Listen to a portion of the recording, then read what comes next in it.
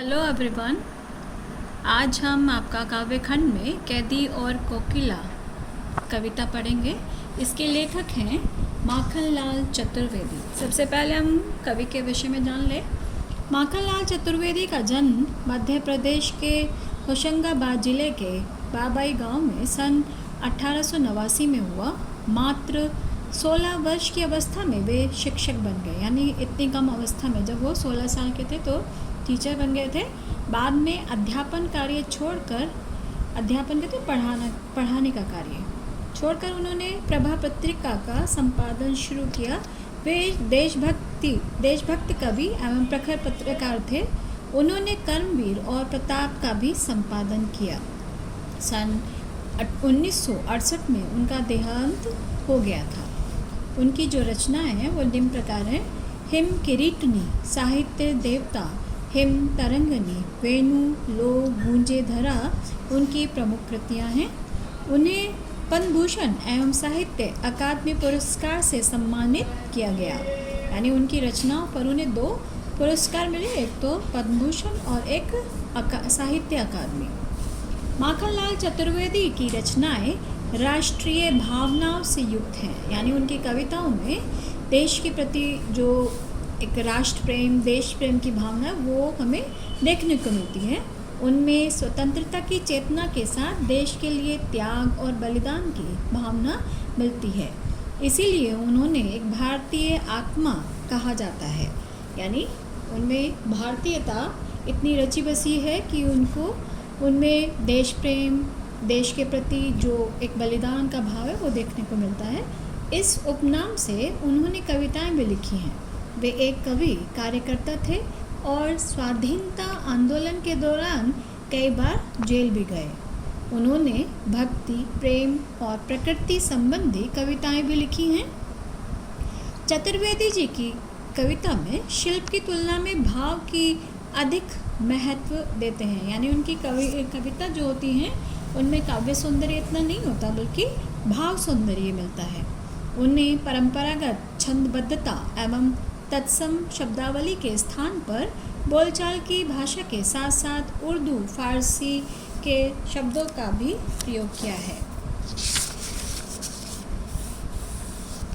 यहाँ पर जो आपकी कविता है कैदी और कोकिला, उसमें उन्होंने ब्रिटिश उपनिवेशवाद, यानी जो हमारे भारत पर अंग्रेज़ जो राज्य करते थे उनके जो अत्याचार हैं, उन्होंने जो भारतीयों का शोषण किया है उनका इन्होंने बहुत सूक्ष्म यानी बारीक विश्लेषण किया है। यहाँ पर यह कविता उनकी बहुत ही लोकप्रिय रही है।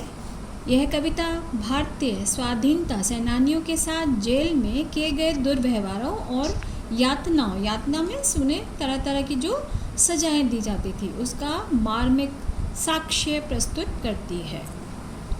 यहाँ पर जो माखनलाल चतुर्वेदी जी हैं उन्होंने जेल में एकाकी और वो उदास हैं और कोयल से अपने मन के दुख, असंतोष और ब्रितानी शासन के प्रति अपने आक्रोश को व्यक्त करते हुए वे कहते हैं, आक्रोश कहते हैं जो मन में उनके बदले की भावना है उसको व्यक्त करते हुए कहते हैं कि यह समय मधुर गीत गाने का नहीं बल्कि मुक्ति का गीत सुनाने का है।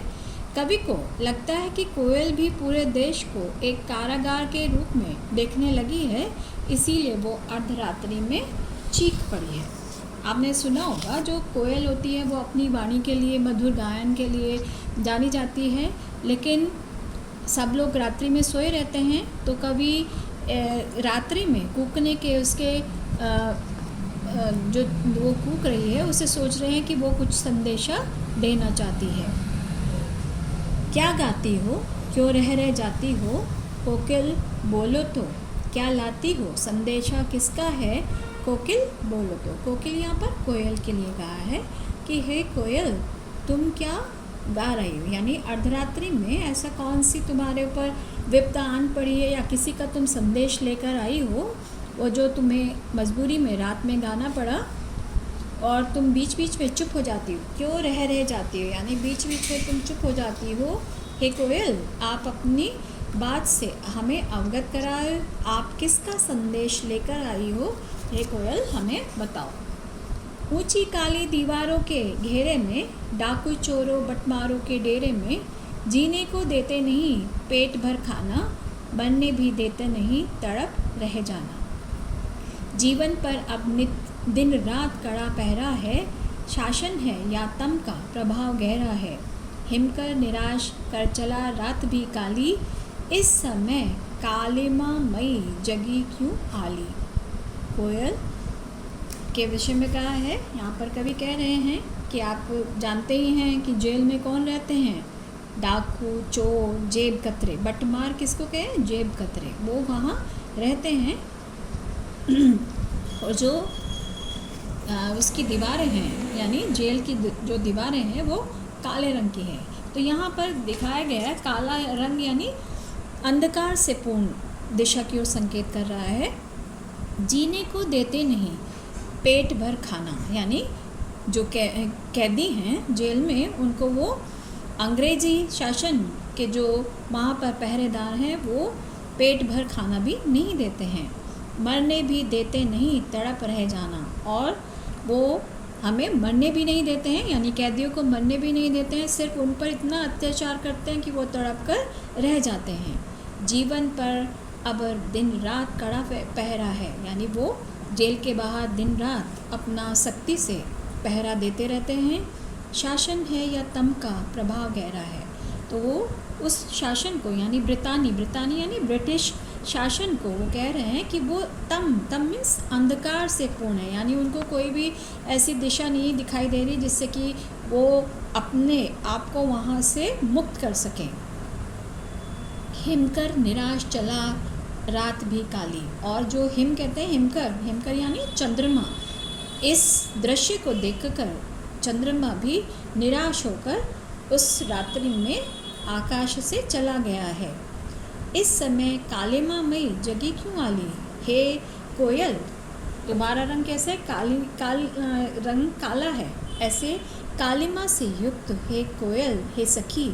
आली यहाँ पर सखी के लिए प्रयुक्त हुआ है, क्योंकि एकमात्र शायद कवि को यही सहारा लग रहा है कि जो अर्धरात्रि में कोयल कूकी है कि शायद वही हमें एक प्रकाश की रोशनी दिखा सके। तो इसलिए यहाँ पर कवि उससे कह रहे हैं कि शायद वो हमारे प्रकाश की ओर ले जाने के लिए कोई संदेशा देने के लिए आई है। क्यों हुक पड़ी वेदना बोझ वाली सी, कोकिल बोलो तो क्या लुटा। यहाँ पर कवि कोयल को कह रहे हैं कि तुम्हारी वाणी में हमेशा एक मिठास रहती थी, लेकिन अब ऐसा लग रहा है जैसे तुम्हारी वाणी में, तुम्हारे शब्दों में, तुम्हारे बोल में एक वेदना, एक दर्द है। वेदना बोझ वाली सी, हे दर्द से युक्त आवाज़ वाली हे कोयल बताओ कि तुम्हारा क्या लुट गया है। यहाँ पर बोझ वाली सी में क्या है, आपका उपमा अलंकार है। ठीक है, आज हम यहीं तक करेंगे। उम्मीद है आपको समझ आ गया हो। इसी के साथ विराम लेते हैं। धन्यवाद।